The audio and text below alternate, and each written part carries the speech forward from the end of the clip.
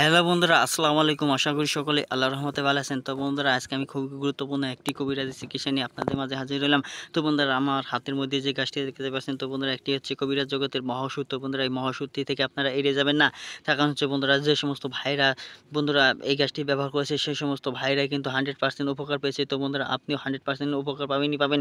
তো বন্ধুরা, আপনারা স্ক্রিনের মধ্যে যে গাছটি দেখতে পাচ্ছেন, তো বন্ধুরা সেই গাছটি দেখে অনেকে চেনেননি। বন্ধুরা, যারা চিনেননি তাদের সাথে পরিচয় করে দিই, বা তারা চিনেন। তো বন্ধুরা, চেনার কারণে কিন্তু শুধু চিনলেই হবে না। তো বন্ধুরা, এই গাছটির উপকার ও কি তা কিন্তু জানে না। তো বন্ধুরা, সেজন্য আমরা এই গাছটি থেকে এড়িয়ে চলি। তো বন্ধুরা, গাছটি থেকে এড়িয়ে চলবেন না। আজকের পর থেকে এই গাছটি যদি আপনারা উপকার ও সম্পর্কে জানেন, তাহলে বন্ধুরা অবশ্যই এই গাছটি আপনার সাথে সাথে ব্যবহার করা শুরু করে দেবেন। তো বন্ধুরা, এই গাছটি অতি মূল্যবান ও গুরুত্বপূর্ণ।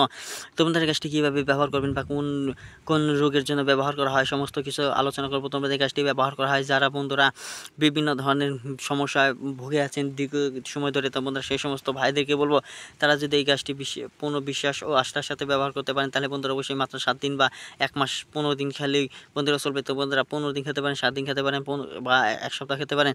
তো বন্ধুরা, গাছটি কিন্তু বিশ্বাসের সাথে খেতে হবে। তো বন্ধুরা, গাছটি ব্যবহার করার নিয়ম হচ্ছে বন্ধুরা, গাছটি কাউকে না জেনে শনিবার দিন সংগ্রহ করে নিতে হবে।